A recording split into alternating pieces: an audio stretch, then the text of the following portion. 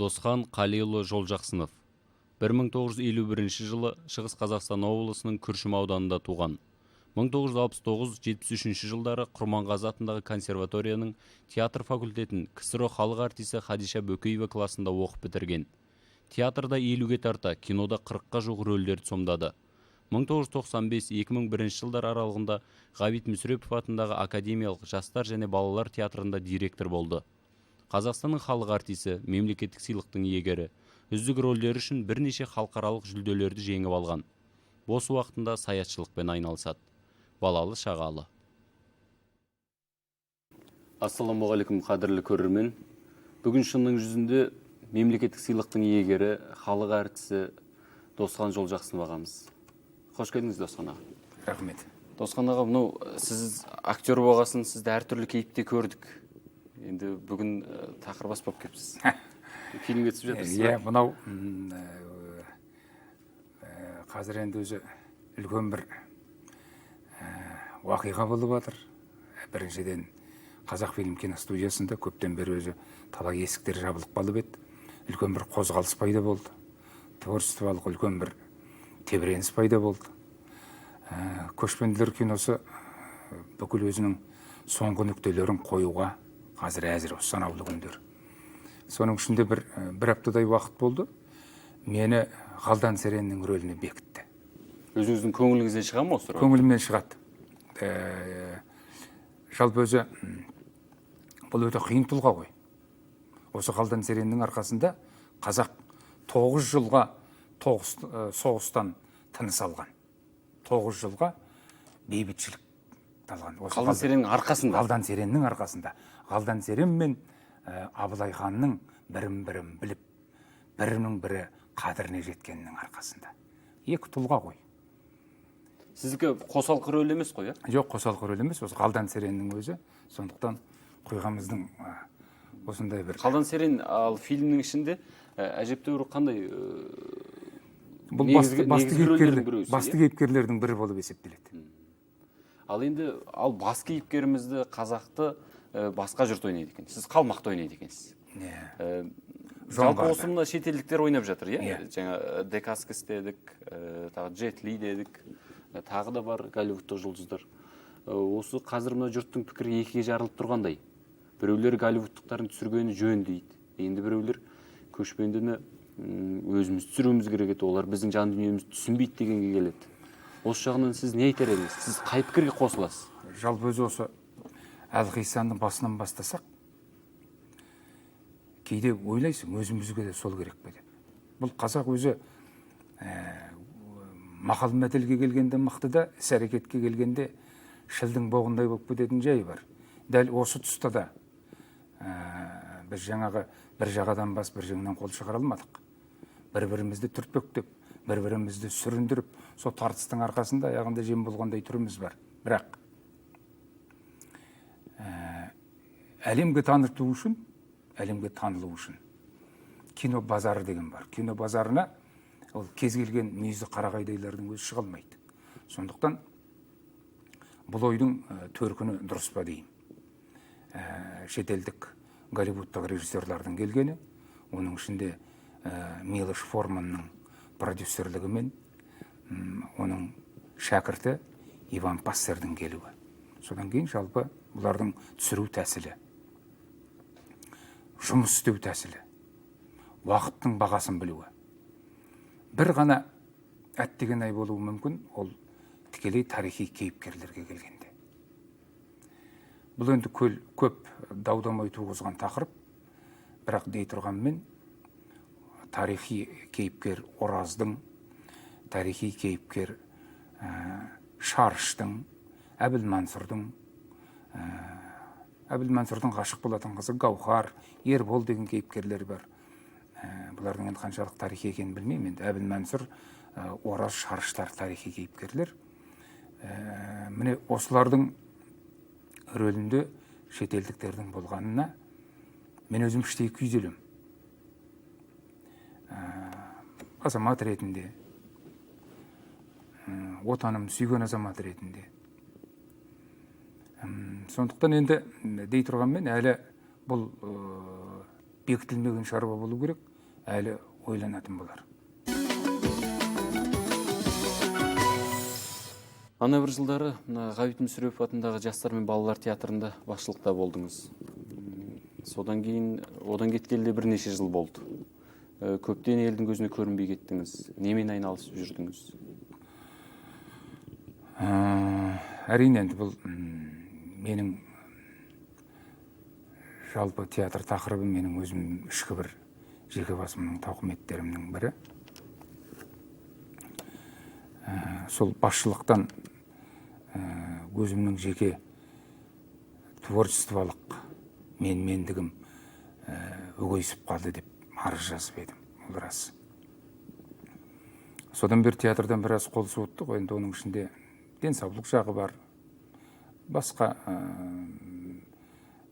тіршілік қой енді, тіршілік. Бірақ соның ішіндегі қарап жүрмей көптен бері бір ойымда жүрген шаруамды бітірдім. Ол мынау біздің көген көздерге қазақ ертегілерін жеткізу еді. Мысалы бізде осы уақытқа дейін радиомызда жүріп жатыр балаларға деген ертегі. Ал мына ертегі бұл өзгешелеу. Бұл кәдімгі аудиокассет бар ғой. Сол кассетке жаздым.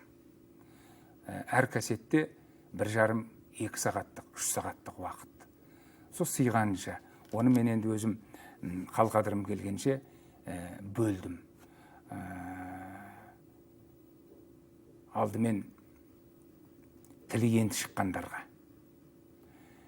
сыныпқа енді барған қадам жасағандарға, содан кейін есейіп ой қорытуға келе жатқандарға деп 3 кассет. 4-ші кассет сен білесің бе деген айдармен. Мысалы біздің мемлекетіміздің рәміздері. Ту неліктен көк, қыран неліктен күн не үшін. Содан кейін қай жылы егемендігімізді алдық, басында кім тұрды. Содан кейін біздің жалпы астаналарымыз, о Орынбордан бастап. Киіз үй, бұл не? Наурыз мерекесі, бұл не? Міне осындай сен білесің бе деген тақырыппен. Ақсақал болып, мына балаларға сондай бір... Иә, бұны кәдімгі музыкамен көмкерілген. Содан кейін оны бір қорапқа салдық, әдемі қорап, түрлі түсті бүкіл ертегі кейіпкерлерінің суреттермен безендірілген. Ішінде төменгі жағында кәдімгі аудиоплеер салып қойдық. Аудиоплеер құлаққа салатынды мен, мысалы ауылдағы бала алаттағы плеерді қосып, кассетті салып тыңдай береді. Міне осы бір шаруа. Бұл коммерциялық мақсаттағы шаруа ма? Бұл коммерциялық емес. Бұл коммерциялық құнсыз да болуы мүмкін. Бірақ үлкен бизнес орталарының көмектескен ақшасы бар. Сол ақшаны ғана қайырып беруім керек болды. Бұдан мен пайда іздегем жоқ, бірақ ең түпкі ойым осы балаларға. Оның ішінде рухани біздің қазынамыз, оның ішінде тіл. Сіз осы 20 шақты жылдан бері театр сахнасында көрінбей кетіп дейді. Көптен бері сахнада рөл ойнаған жоқсыз. 80 жылдардың ішінде бір рөлді ойнапсыз. 20 жыл деген жансақ болар. Енді 20 шақты жыл қоп. 80 жылдардың ішінде бір спектакльді ойнады деседі. Жоқ. Одан бері сіз сахнаға шықпаған екенсіз. Неге? Жоқ, оған дейін шықтық. Тіпті 2000-ші 95-96-ның өзінде шығып жүрдік. Қысқасы директор болғанша шықтық. Директор болғаннан кейін біріншіден неге шықпадыңыз? Бір-екі спектакль менің денсаулығыма байланысты болды. Жүгіріп секіретіні бар, кей жерде бір шешемді көтеретін жерім бар еді. Мен енді мына талай жазылды да енді оның барлығы. Бандынова Хамидті бір құлап, содан белімде құяң пайда болды дағы, 20 жылдан кейін шықты. Дәрігерлер ауыр көтерме, мынандай қозғалыс қимылдарға барма дегендейді айтқаннан кейін ол сол жылы жабылды. Көп ойнаған спектакльдерімнің бірі Ақан сері Ақтоқты болды.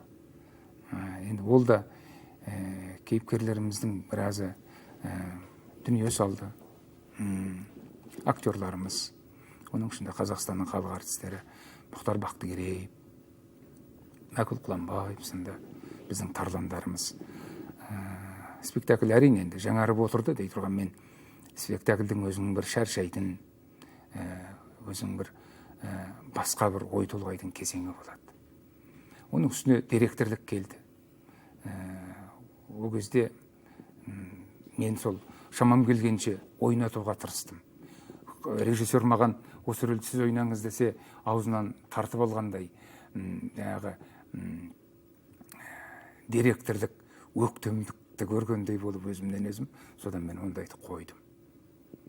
Мен осындай кезеңдер болды.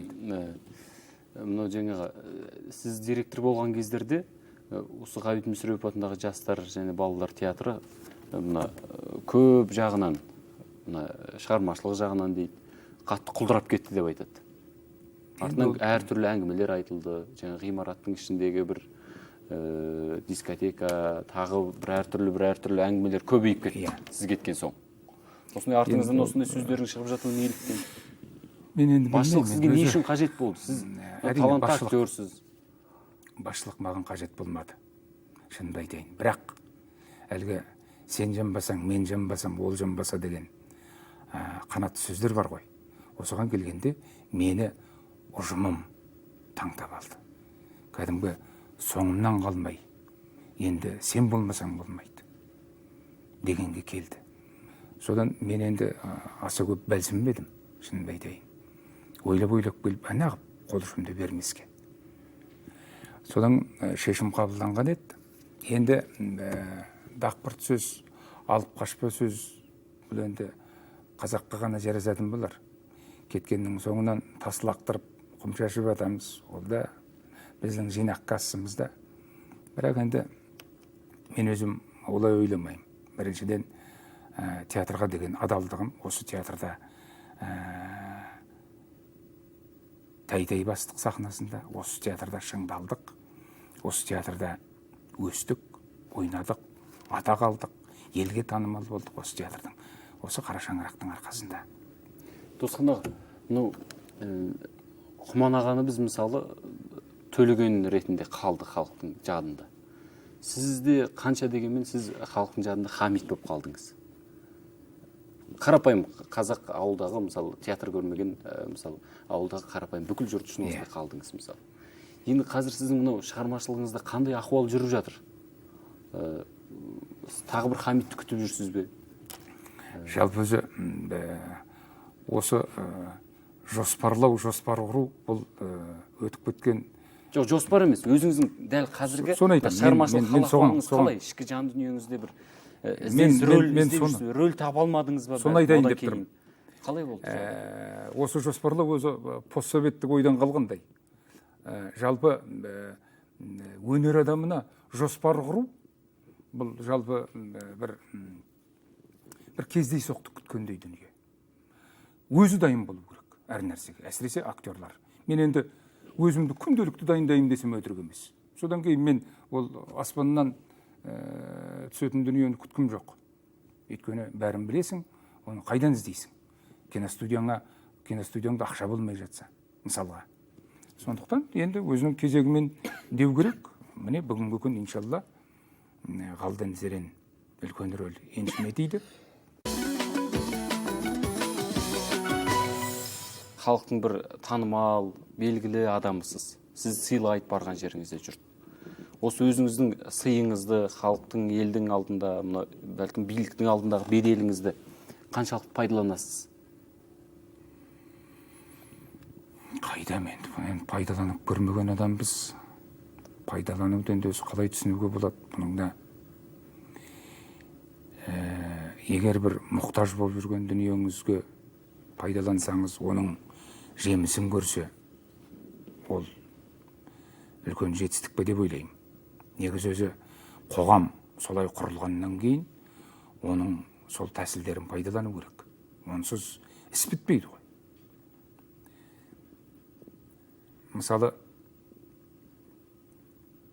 бір үлкен лауазымды азамат. Сол кезде наградной отделдің бастығы болды. Марапаттау бөлімінің бастығы болды. Сыздық Әбішұлы Жұматаев деген азамат. Сыздық Жұматайұлы Әбішев деген азамат. Үлкен тұлға. Сол кісінің 60 жылдығын тосқан жүргізсін деген екен, жүргізіп бердім. Содан ертеңінде мен кабинетіне шақырды. Мен онда директормын.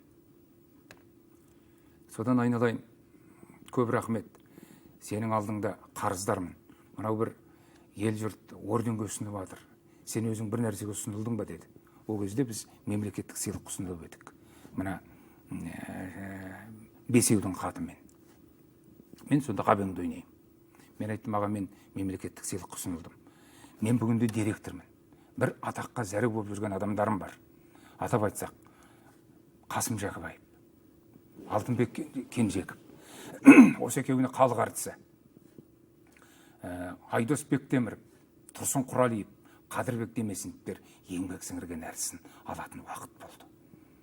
Бесеуінің де аты жөнін жазып алды, бесеуі де атақ алды. Бұл менің беделім дейін бе, таныстығым дейін бе. Міне, бұлай пайдалануға болады. Бұлай пайдалануға болады.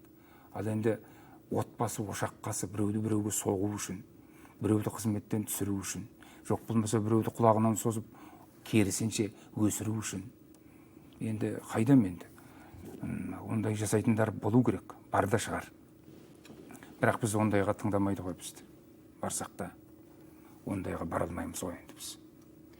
Мынау өнер жолында жеткен жетістіктеріңіз көп, аға. Жаңа айтып отырсыз, барлық Қайдам? атақтарды алдым дейсіз. Ал енді жоғалтқан дүниеңіз бар ма? Өзіңіздің бір жан дүниеңізде бір болсам-ау деген дүние болмай қалып. Өнерге деген адалдығым, өнерге деген сүйіспеншілік, өнерге деген іштей дайындығыма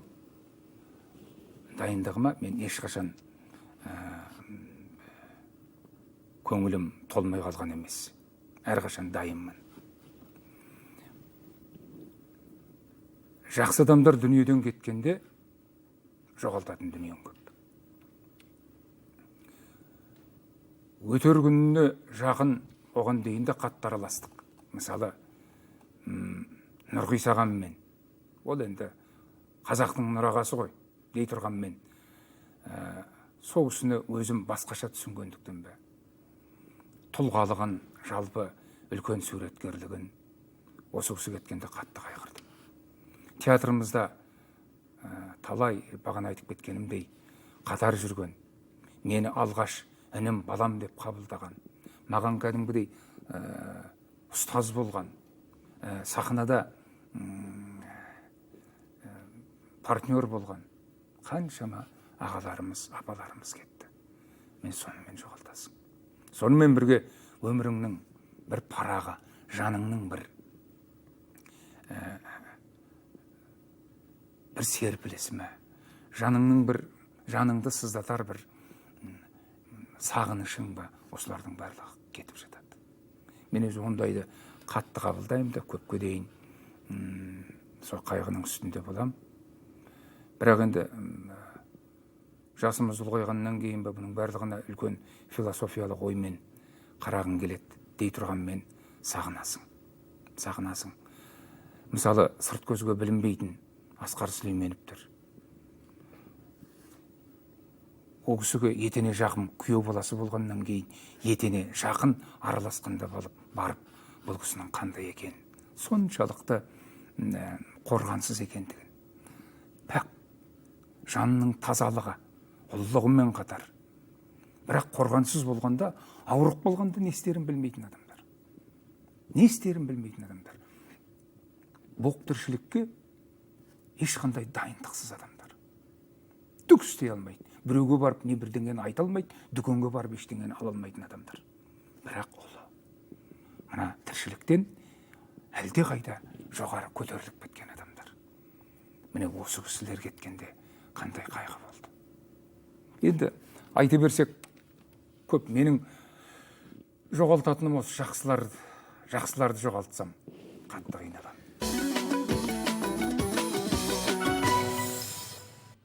Өнер саласында жүрген соң қызғаныш, бақталастық деген болмай тұрмайды аға. Әрине. Осындай бақталастыққа көп ұшырадыңыз ба? Өз басыңыз біреуді қызғанып көрдіңіз бе? Немесе сізді қызғанған адамдар көп болды ма? Болмаса бір достарыңыз, жақын адамдарыңыз сатып кеткен жағдайлар болды ма? Немесе өзіңіз біреулерді бір сатып кеткендей болып, сосын артынан қиналып жүретін кездеріңіз бола ма? Жалпы адам бар жерде оның күнгей жағы да, көлеңкелі жағы да болып тұрады ғой. Бұны істеген адамнан гөрі қабылдайтын адамға байланысты. Бұл қанмен келетін шаруа ма деймін, мысалға. Менің алған тәрбием басқа. Біз көп балалы жанұяда өсіп өндік, тістеленіп өзіміз өстік, өзіміз оқу қуып келдік.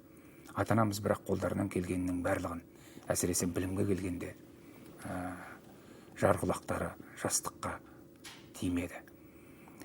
Әрине, өнер болғаннан кейін бұл тартыс. Ол тартыстың да әртүрлі тәсілі бар. Ол да болмысқа байланысты. Біреу мұрныңнан бір ұрып қанатқысы келеді. Біреу жоқ, директорге кіріп, сені сол рөлден қаққысы келеді. Оның барлығы болды, адам болғаннан кейін. Бірақ мен соның барлығын дұрыс қабылдадым. Мен ол адамның орнына өзімді қоя білдім. Мысалы, соншалықты оның аузынан жарылып кетіп бара жатқанда. Ол да шабандоз ғой. Бірақ өкінішке орай біз көбіне мен неге қалдым деп өзімізді қамшыламаймыз.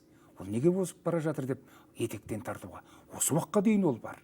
Әсіресе біздің жасыратыны жоқ. Біздің қазір біздің аға буында, орта буында бұл үрдіс жалпы етек жайып кетті. Мынау кейбір біздің ақпарат құралдарымыз, біздің газеттеріміз қол шоқпарға айналып кеткен жері бар. Бірін-бірі бас көздемей, менмендігіне соқтығып, ата-анасына дейін соқтығып. Бұл қайдан шыққан? Сөйтіп жүріп біз қазақ сөздің де қадірін білеміз, тұлғаның да, адамның да қадірін білеміз деп жатамыз. Сол арқылы мақал мәтеліміз шаш етектен құдай жазбасын. Жеме-жемге келгенде біз осындай ұсақтап кететін жайымыз бар. Тып-тыныш адамға соқтығу. Ол не? Ол өзінің тағдырына ашынған адамдар, мысалға. Енді дер кезінде қолдарынан ештеңе келмеді. Мына қоғамдағы үлкен бір ағымға кіре алмады. Ол үшін не істеу керек? Бұл кейде біреуді жапа шеккізіп, одан ләззат алатындар бар. Ол шашетектен. Бірақ бұның бәрін қабылдайтын ақыл парасат болу керек. Оған менің тәрбием де жетеді, білімім де жетеді. Мен оның барлығын дұрыс қабылдаймын. Мен керісінше жанашырлықпен қараймын. Ал енді өмірі өзім біреуді сатып көргім жоқ. Өйткені бұл менің табиғатымда жоқ. Менің мінезім тік мінездеумін. Жаным жұмсақ. Көзімнен жас шығып кетуі мүмкін. Егер әділетсіздікті көріп тұрсам, араласып кетуі мүмкін, кәдімгі оның арты не боларын білмей. Сіз профессионал актерсіз ғой. Мысалы, актерлығыңызды пайдаланып, жаңағындай адамдармен қарым-қатынаста бір өзіңізге бір ыңғайлы жақтарға адамдардың көңілін бұру, немесе жаңағы бір жоғары жақтағы бір шенеуніктердің бір ағын табу деген. Саясат жағы дейсіз. Осындай мәселелерді пайдаланасыз ба жаңа өзіңіздің құралыңызда? Жалпы осы ойыңның төркіні. Осыдан біраз бұрын Жас Алаш газетінде менің ұстазым Әшірбек Сығайып көкеміз бір мақала жазыпты. Бір актерлар туралы, жалпы өнер туралы айтып келеді. Сол сөзінің арасында сол үкімет басында жүрген әлдекімдерден дос тауып дейді сөзі. Дос тауып, содан енді пайда көріп, атақ сұрап, қызмет сұрап жүрген жайы бар. Оның ішінде менің шәкірттерім де бар деп қояды. Шәкірттерім деп қояды. Тіктеп айтуға не дәті бармайды, не қорқақ. Осын мен оқып отырып, мен о кісімен тіке сөйлесейін дедім. Әрбірдің көсін менің жеке басымда неңіз бар? Шайдескен жеріміз жоқ. Менің ұстазым.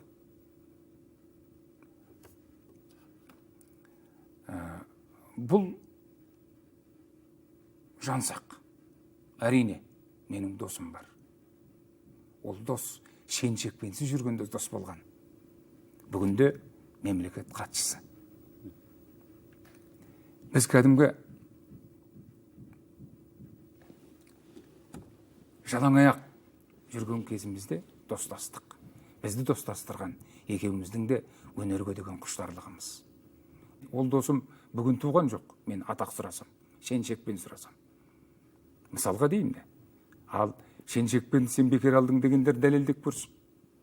Мемлекеттік сыйлықты алу үшін, мемлекеттік сыйлыққа қадам басу үшін. Мен алдымен Қазан қаласында өткен түрік нәсілдерінің театр фестивалінде «Індет» деген спектакльді ойнап, соның басты кейіпкерін Әзбергенді ойнағаным үшін ер азаматтар ішіндегі ең бірінші сыйлықты алып келдім. Өзімізде Жезқазғанда өткен республикалық театр фестивалінде гран-приін алдым. Содан кейін барып мемлекеттік сыйлыққа ұсынылды. Кім айта алады? Еңбексіз досының арқасында алды деп. Мысалға деймін. Сондықтан енді әрине, ол тілге тиек болғаннан кейін айтып жатқаным ғой. Болмаса мен бұл әңгіме менің өзімнің ішімде жабылып жатқан дүние. Мен осындай бір дүниелерге әсіресе сөздің қадірін біліп, бүгін осындай өлара кезде керісінше өнерге септігін тигізетін азаматтардың осындай сүрінетініне мен өкінемін. Бір ағамыз айтып еді, сіз осы желтоқсан оқиғасы кезінде жазушылар одағының ішінде болған бір үлкен жиналыста жаңа көптеген адамдар бұғып қалып үндемей жатқан кезде сіз бірінші болып атып шығып, жаңа ЦК-ның адамдарының, үлкен басшылардың алдында мынау жастарды неге ұрғыздыңдар, оларға бұйрық берген кім деп қатты айғайлап айтқан көрінесіз. Осы жағдайда сіз кейіннен баспасөз бетінде сіз бір рет өзіңізді айтқан жоқсыз. Мен сөйтіп едім, сөйтіп ерлік жасап едім деп. Не сіз туралы басқа ешбір адам ләммеймін деп айтқан жоқ. Ал көптеген адамдар, көптеген ағаларымыз, көптеген адамдар мен желтоқсанда сөйтіп едім, бүйтіп едім деп өздері жариялап жатты. Осы оқиға есіңізде ме? Әрине, айтып бересіз бе? Бұл менің есімде мәңгілік қалады ғой. Бұл кез келген қазақтың көкірегінде қалатын кезең дей тұрғанмен, жоқ, жаңа желтоқсаннан кейінгі жаңа жиналыс. Сіздің сөйлейтін кезіңіз. Желтоқсанның 3-ші күнінде 17, 18, 19 болды ғой. Сол 19-ында жинады ғой бәрімізді. Мына өнер адамдарын, жазушыларды жинады. Әрине, маған дейін сөйлеп жатқандар болды. Бұл жастардың бұл қимыл әрекетін біз құртуымыз керек. Бұлар қайдан шықты? Бұларға жаңағы листовкалар тастау керек, жазу керек, бұлар дұрыс емес екендігін деп сөйлеп жатты барлығы. Бірнеше мәрте қол көтеріп едім, сөз бермеді. Ең соңында бір толастақ болған кезеңде атып түрегеліп қолымды көтеріп едім, сөз берді. Сол кезде енді әрине бүкіл ышқыныс, ішкі зар айтылды. Кәдімгі көмекейіме жас тағылып тұрып, бұл сіздер мен біздер тәрбиелеген жастар. Баяғыда шетелде сабап, үстіне су құйып, жоқ болмаса аяқ қолынан сүйреп әкетіп бара жатқанда ойлаушы едік, ойпырмай, бұл нағылған қатыгездік. Екінші жағынан, иншалла, бізде мұндай болмас, мұндай жасалған күнде де біздің тәрбие басқа ғой, деп ойлаушы едім. Жеме-жемге келгенде аямады. Бұған кім кінәлі? Бұл аспаннан түскендер емес. Сіздер неғып соның өзегіне үңілмейсіздер? Бұлардың ойы неден екен? Бұл буын неге осыншалықты қапаланды? Неге сіздер соны білмейсіздер деп айғай салдым. Сонда ортадан бір кісі көтерілді. Кейін білдім. Кейін білген даусынан тыңдадым. Даусынан таныдым. Мынау кім деді? Біреу айтты, Тюздың актері Досқан Жолжақсынов деген. Таяғын көтеріп тұрып, Досқанға дейін сөйлегендер, Досқаннан кейін сөйлейтіндердің сөзі сөз емес деп, екі араға таяғын лақтырып жіберді. Осымен бітті. Ал кейін соңыңызға түскен адамдар болды ма? Жоқ, соңыма түсіп не істейді мені. Бірақ сол кезде КГБ-ға барған адамдар болыпты. Ол менің өзімнің жақындарым болып шықты. Қазір енді атын атамай-ақ қояйын. Қалай КГБ-ға барған? КГБ-ға барған, осындай балаларын қазақша сөйлеттіреді.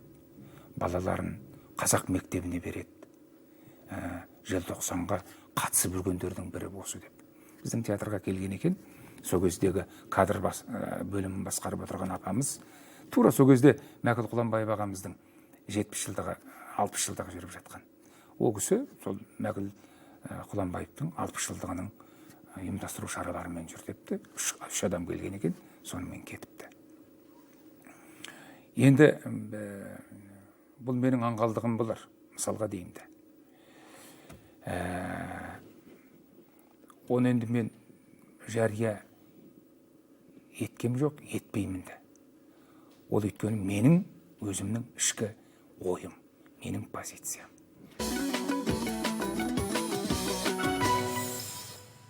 Тосқан аға, мынау сіздің балалық шағыңызда қандай әсерлер болды? Жалпы осындай адами мінездерді қалыптастыруға бір әсер еткен адамдар болды ма, үлкендер үйде?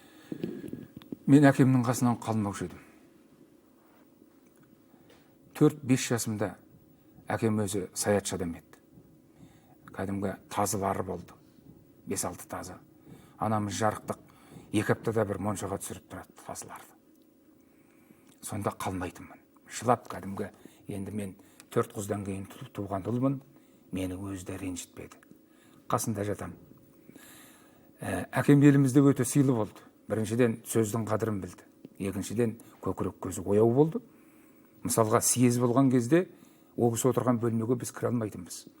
Құлағында радио, үзіліске шығып тамағын ішіп алады. Делегатша қайтадан радионы құлақ ұстап, басынан аяғына дейін. Содан кейін кешке алқақ отан өзінің зөңгілес шалдары жиналады, бәріне отырып, соны айтып қона қоймайды, одан тұжырым жасап айтады. Сол әр ақсақал кезінде исполкомды басқарған, селсебет болған. Әр қайсының артында үлкен тәжірибе, үлкен өмірлік жол жатыр. Әр қайсысы дуалауыз, тарихты айтқанда сұмдық болатын. Аулымызда молла болды. Менен шынымды айтайын, жалпы өзі талай айтып, маған ренжіген адамдар болды. Бірақ менің ойымда діни адам шашынан бастап бақайшығына дейін діни болу керек. Ол әлгі бір уақытта ғана сәлдені кие қойып, шапанды жаба қойып, Құранды оқи қойып, жаназаны шығара қойып, содан кейін галстук тағып, шелтең басып кеткен адамдарды мен молла деп санай алмаймын. Оның жүрген жүрісі, жаңағы ауылдағы молламыздың сөз саптауы. Моллекен келе жатқанда ауылдағы ақсақалдар айылын тартатын. Бірақ қатарлас адамдар кейде бір оқыс қалжыңдап қалады. Сонда ана кісінің жылы үні, кәдімгі бір осы ананың алақанындай, соның барлығын тыңдап отырам. Баяғыда әлгі Байрон айтқан екен, менің жазғаным 1 жастан 5 жасқа дейін көргенім осы жазғанымның барлығы деп. Мен ойлаймын кейде, бәлкім сол әкемнің қасында жүріп, жақсының алдын көріп, солардың сөзін естігенім маған бір қаныма араласты ма? Әкенің қаны ананың сүтімен келген бір дүние болатын болса, соған сол арнаға келіп құйылды ма деп ойлаймын. Сондықтан болар. Сіздің әулетте сізден басқа осы өнер жолын қуған адам бар ма? Менің інім бар. Өкшемді басып келе жатқан Ерік Жолжақсынов, Қазақстанның еңбек сіңірген әртісі. Әкем театрда қызмет етті. Неге екенін білмеймін, одан шықты. Қазір киностудияда. Соның қандай рөлде ойнады? Бұл ең соңғы рөлі Заманай. Жаңа ауылда айтып кеттіңіз, қазір сіз ауылға барасыз ба? Ауылдан кеткелі 1-2 мәрте бардым. Бірақ шерімді бір тарқататын дүнием бар. Ол менің әкемнен алып қалған өзі 2 мұрам бар. Бірі домбырасы, екінші мылтығы. Саятшылығым. Мен сол табиғатқа кетіп қалам. Мылтығымды арқалап, сол баяғы өзімнің ауылымдағыдай көлшіктер, сол балдырының иісі, сол өсіп жатқан құрақ, сол ұшқан құс, осының барлығын сол шерімді сол жерде бір апта 10 күн барып тарқатып келемін. Бұл менің хоббиімнен гөрі менің бір жанымның тығырықтан шығатын кезеңі. Әрине, содан кейін енді далбаса бара бермейсің ғой. Құс көктемде келеді, күзде кетеді дегендей, көктемде қарсы аласың, күзде шығарып саласың. Тамаша екен. Ал енді оған былай сіздің материалдық жағдайыңыз мүмкіндік бере ме? Сіз былай қандай адамсыз? Ауқатты адамдардың қатарына жатасыз ба? Өнер адамдарының арасында? Мен орташаға жататын болуым керек шамасы. Егер мен ауқаттымын десем, ол өзім қиянат жасағаным болар. Орта. Бірақ енді осының барлығы кәдімгі орта болғанда мен былай жалпы Қазақстандағы әлеуметтік жағдаймен өлшеп айтып тұрғаным жоқ. Жоқ, мен өнер адамдарының ортасындағы түсініп тұрмын. Иә, мен енді орталарға жатам. Өйткені мысалға 2-3 қабаттап коттедж салғандар бар өнер адамдардың ішінде. Небір машиналарды алмастырып мініп жатқандар бар. Мысалға, мен олардың қатарына өнер адамдарының ішінде. Иә, өнер адамдарының ішінде. Мен олардың қатарына жатпаймын. Досқан аға, осы сізді бұрындары бір ана жыл 90 жылдардың басында деймін, рекет болған деседі. Сол рас па? Құдай сақтасын. Енді қалай рекет боламыз? Өнерде жүріп, қалай рекет боласың? Елдің аузында қақпақ бар ма енді? Әрине, ел енді ол да бір әлгі қазақта бір мақал бар ғой.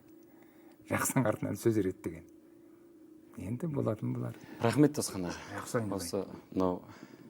Осы сезімтал қалпыңыздан, осындай бір азаматтық қалпыңыздан айнымай жүре беріңіз аға. Рахмет. Осы сізді қазір әңгімелесіп отырып бір қазақтың бір ақсақалдық мінезін көргендей бір қуанып қалдым аға. Рахмет. Қадірлі көрермен, бүгін шынның жүзінде мемлекеттік сыйлықтың иегері халық әртісі Досқан Жолжақсынов болды.